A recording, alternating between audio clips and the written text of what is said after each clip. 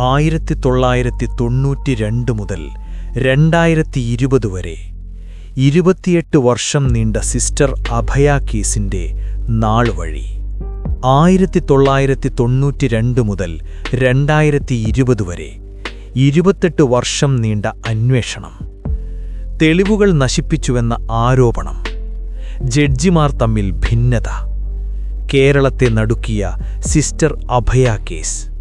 1992 March 27 Kottayam Pius 10th കോൺവെന്റിലെ കിണറ്റിൽ 21-കാരിയായ സിസ്റ്റർ അഭയയുടെ മൃതദേഹം കണ്ടെത്തുന്നു.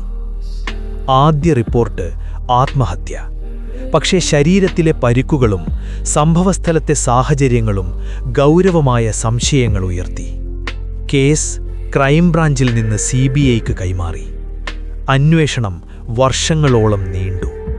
തെളിവുകൾ നശിപ്പിച്ചുവെന്ന ആരോപണമുയർന്നു. ഫോറൻസിക് റിപ്പോർട്ടിൽ തിരുത്തൽ വിവാദമായി. നാർക്കോ പരിശോധന CD സംബന്ധിച്ചും തർക്കങ്ങളുണ്ടായി. ഹൈക്കോടതിയിൽ ജഡ്ജിമാർ തമ്മിൽ പോലും തുറന്ന അഭിപ്രായ ഭിന്നതയുണ്ടായി. കേസ് രാജ്യവ്യാപക ചർച്ചയായി.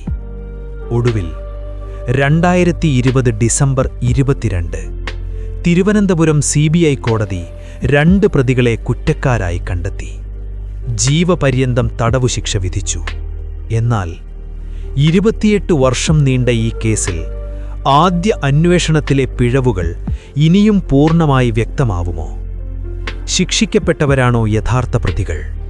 അല്ലെങ്കിൽ ഇനിയും മറഞ്ഞിരിക്കുന്ന സത്യമുണ്ടോ? നിങ്ങളെന്തു വിശ്വസിക്കുന്നു?